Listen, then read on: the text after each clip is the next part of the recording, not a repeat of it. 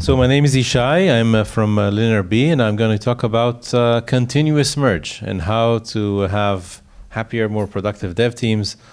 I think dev teams can easily extend to include SRE and any other teams that work with pull requests and that change code or configuration and so on.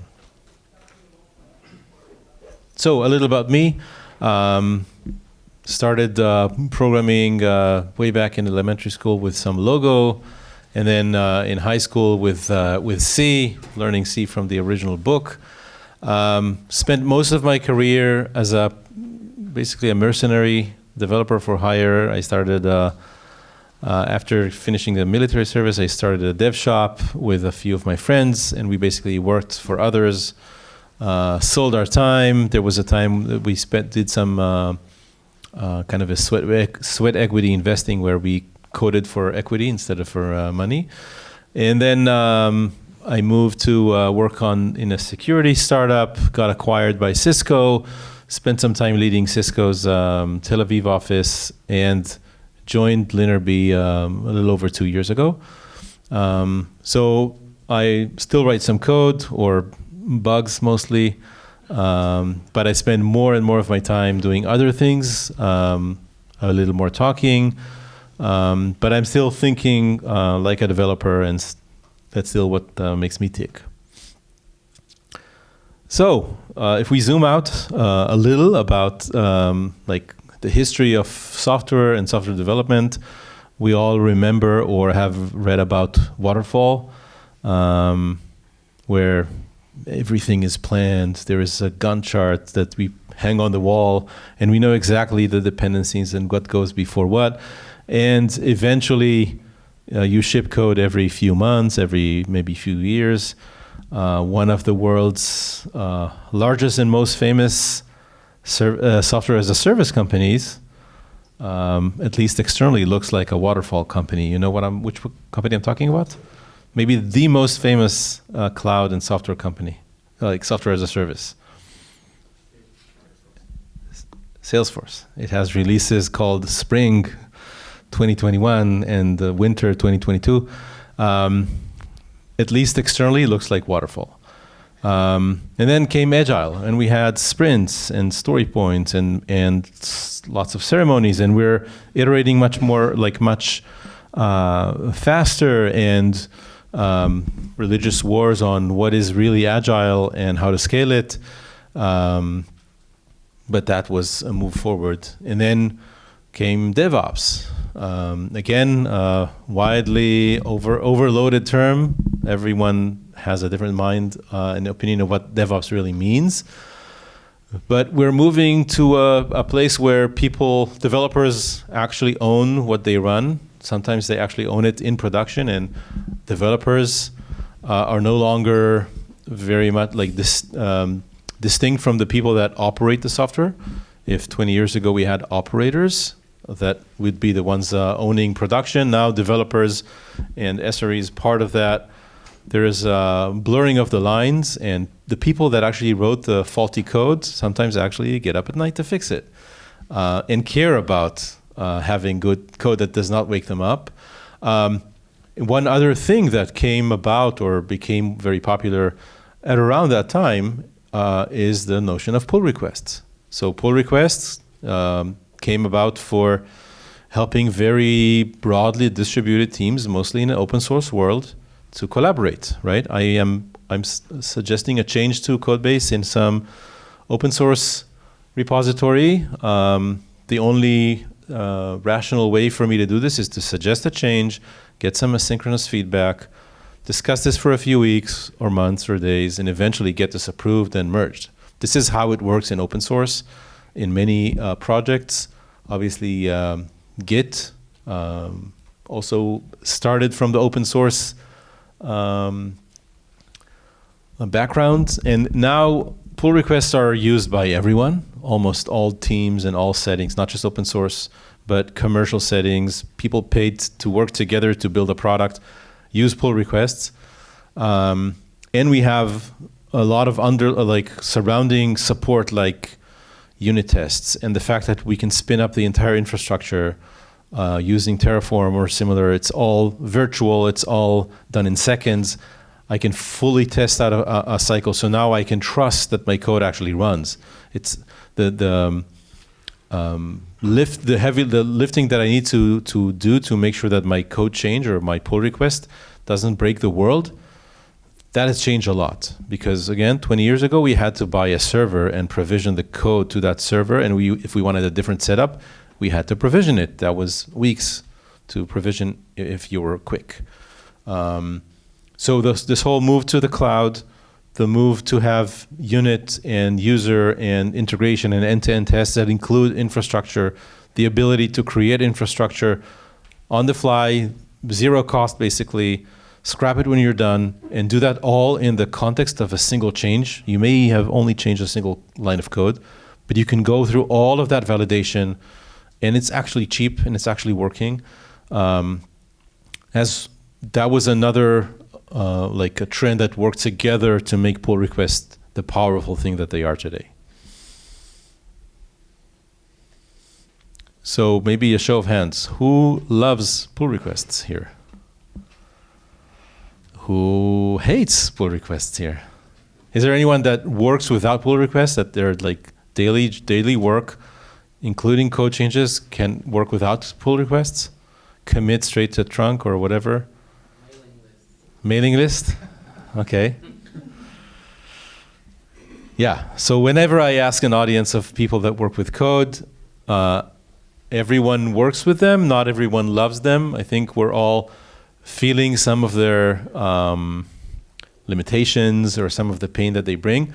And I remind you, these were created to support a very loosely coupled set of people that do not know each other.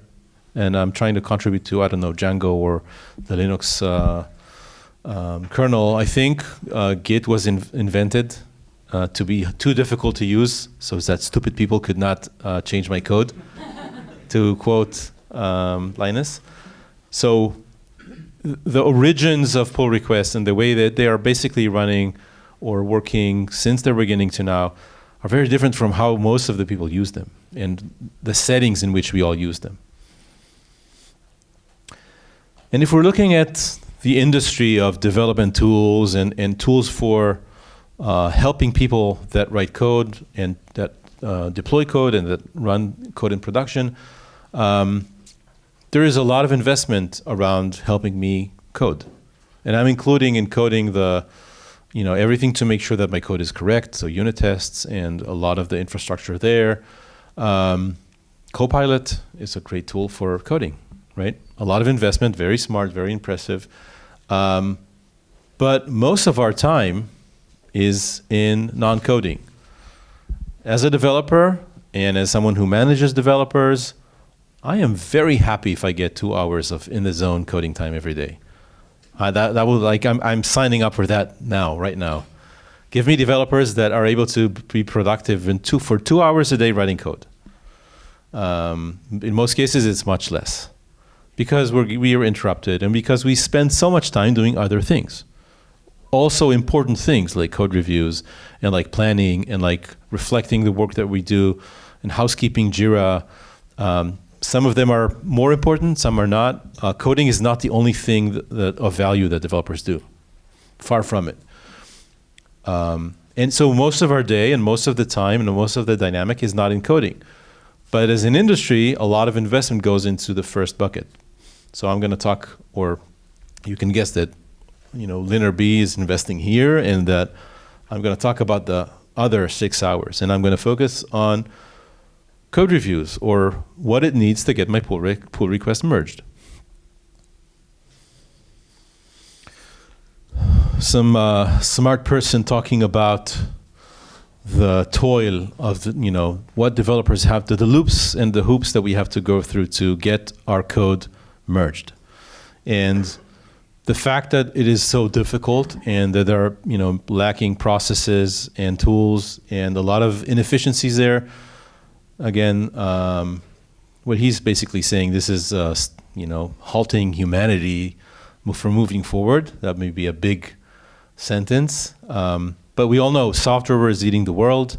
Everything is becoming code. And this is including, basic research and the way companies operate. Everything is becoming code. So we as developers are basically ruling the world or going there. And if we can't move fast enough, if we are stuck in processes or stuck in suboptimal communication between us and everything else that hurts our ability to push new value to the world through code, it's not just impacting your new feature or your new bug. It's like everything is eventually code, so everything suffers. So we did some research about what happens in pull requests and how developers, again, this is in a commercial setting, like people getting paid to write code. What happens and what's the interaction like, and where do we have inefficiencies? So we looked at about 1 million pull requests from, a pretty nice set of developers across thousands of teams, and we found that pretty consistently, code is stuck in the middle. And I'll just mention the 4 phases of what we call cycle time. This is a very well-known metric for understanding the dynamic of delivery in code bases and in teams that work on code. So think about the first commit on a branch. I'm trying to create a new feature or fix a bug, all the way until the code is in production. Okay, that's the cycle. I started to work on something, and then eventually, so coding is when I write my code, I fix the bug, I do whatever is needed, I have a pull request ready. Okay, that's the first phase. So creating the pull request at the end of coding. Then pickup is waiting for someone to pick it up. Someone has to review it. So that is basically dead time. Nothing happens, but eventually someone will take that pull request and begin to review it. At that point, the pickup ends. And then review is the whole process for us to go back and forth, get some comments, make some changes, maybe disagree, whatever is required to eventually merge the pull request. So review ends with merge. And then finally deploy is our nice CD or almost CD. I think everyone is like 95% CD. But deploy is what it takes to take my code and actually the merged code, the new code base, put it in production, put it in front of customers, in someone's hands. And if we look, again, our research showed that the typical wait is mostly in the pickup and review phases. There is obviously teams and places where deploy could be weeks, right? I have to get this approved by some committee or, create a new APK and wait for whatever store to review that. So sometimes deploy is out of our hands and is very long. Or my deployment is a new version on a medical device. We don't have control over that. But aside from these edge cases, the place where it hurts is the pickup and review. That is what is frustrating developers on a daily basis and making progress slow. And when we talked about this in various places, we posted a nice thing in Reddit, and people were all over like, what? The average is like 3-4 days to get a pull request merged? I wish. In my company, it's about 3 weeks before someone begins to review things. So I idle about, or I have like 5 or 10 or 50 pull requests open, and I'm just creating new code, but it's not going anywhere because no one is reviewing it. So we're hearing horror stories. And when we looked at, we studied a specific life cycle of pull requests, and we created a model to understand, is this getting worked on or is this just waiting? And we found that about half of the pull requests are idle for about half of the time they're up. Idle means, sorry?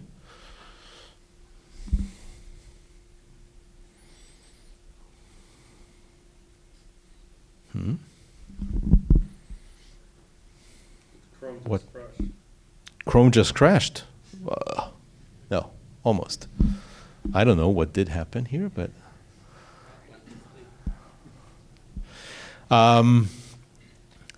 so the pull requests are idle.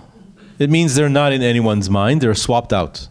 And in our model, whenever there was any kind of work on the pull request, any comment, any progress, then we mark that pull request active for a few hours. So even if we discount nights and discount weekends, it's just waiting there. And it's all about getting all that idle time down and moving faster on PRs. That is our key to be more effective. A third of the PRs are idle for like 4 out of 5 days, or like 80%. So a lot of time wasted there with no progress made. The developers are not idle. They're working on something else. But if I want to get my code reviewed and merged, I have to interrupt someone, and that someone is busy on their code, right? Our immediate interests are sometimes misaligned. I have to get someone to help me, and they're not always thinking about helping others because they're busy doing their own things. So the current state, everything's working. I have a great change to the code base. I fixed the world's craziest bug. I just need this to get merged so I can move on. And now I need to wait for days sometimes to get this reviewed and merged. And maybe I got a quick response on my pull request and got some good comments and made a change. And now I have to wait again because it's like getting someone again to look at my changes or my fixes. If I'm working on something complex and the comments come in 3 days later, my mind is already somewhere else. Like I've already moved on. Now I have to reload all that context and, what did I actually do here? Why did I write my code like this? What does this person mean in the comment? There's a lot of waste, not just the wait, but also the reload, the context, swapping in out of all that information. So if I talked about CI and CD, and these are also why, by having CI and CD in various degrees in my pipeline, the importance of the merge becomes even clearer because, everything else after merge is quick. It's automated. Everything is running pretty good. All I have to do is get it to merge. And then, the train will take it from me and things will move on. So the importance of getting things merged is even stronger when we have a good CI/CD platform. And there is also a reason why CI/CD was solved, or to some degree gets a lot of treatment and is solved before the merge problem is solved. Let me move on to this, like what we call continuous merge. That's why I'm putting this on the comparison. CM happens before CI/CD in the life cycle of a PR, but there is a reason why CI/CD was solved earlier, because CI/CD is about code and machines, and continuous merge is about people, at least in some degree, right? We need to get someone to review my code. That's a people thing. There's no, I can't automate you. I can't make you context switch 1,000 times a second like I can do with machines. So CI/CD is a software engineering thing to solve, and CM is not so much.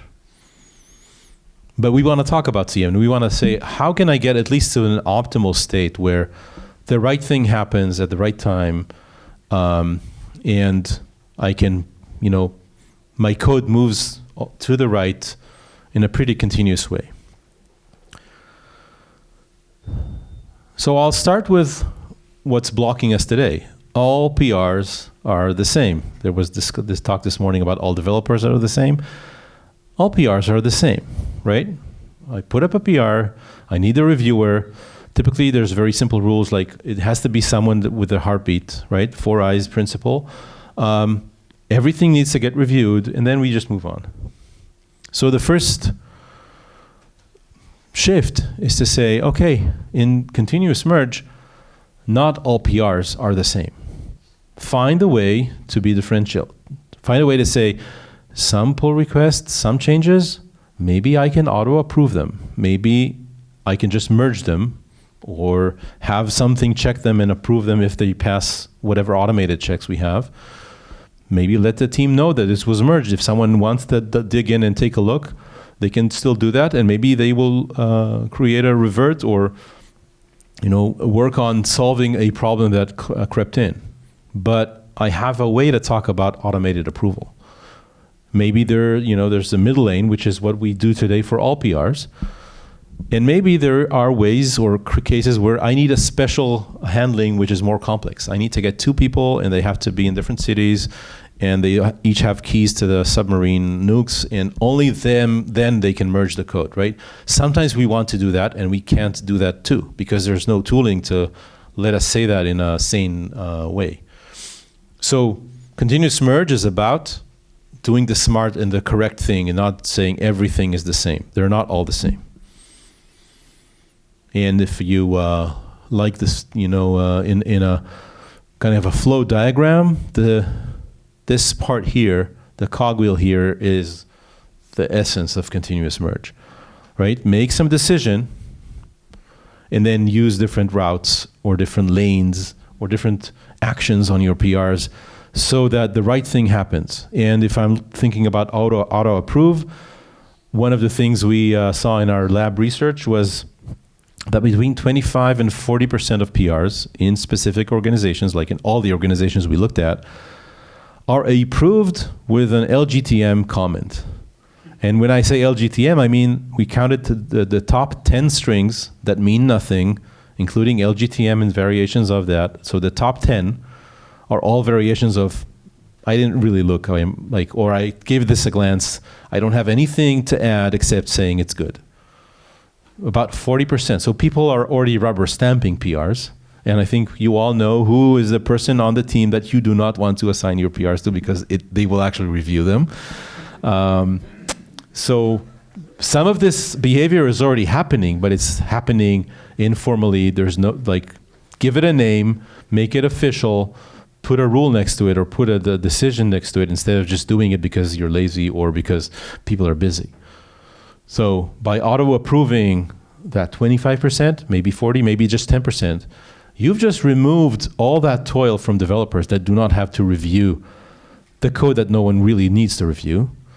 Now you've made them available to review the code that actually matters. Plus, you've made all the developers that are waiting for those stupid reviews, they can move on faster.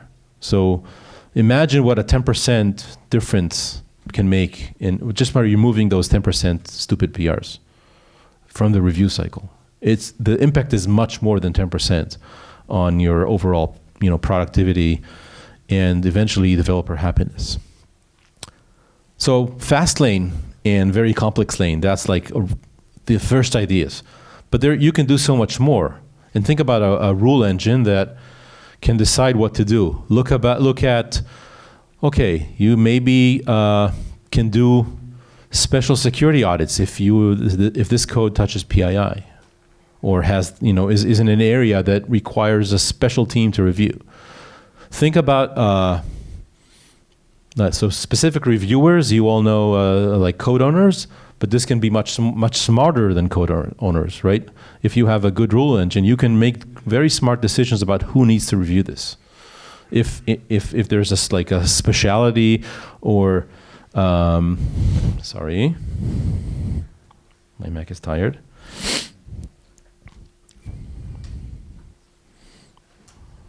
Give it a few seconds and we'll be back.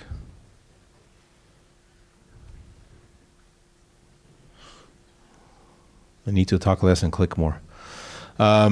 So think about smart rules for who should review this. Maybe make the count of required reviewers, change that by, maybe there's a file in my repo that is very prevalent in bugs, right? Whenever we touch this, or a lot of changes in this file are correlated with bugs. The next time someone touches that, I want more reviews, right? This is a landmine, this file, and that the information is there. We all know all the bug fixes, so we know exactly which files are involved in bugs. Think about if the person that issued the PR is new to the code base, right? They're only started on the team, or this is their first, one of their first 5 PRs on this code base. Maybe do some more review than someone who's already living in this code base for months or years. So all kinds of inputs could come into play to make decisions about who should review, if anyone. How do I label the PR? What do I do? Maybe even run different kind of tests. If tests are expensive and some setups test CI is expensive, maybe start with cheaper tests if there is a signal on the code change that maybe we don't have to spin up all these expensive machines to make extensive tests.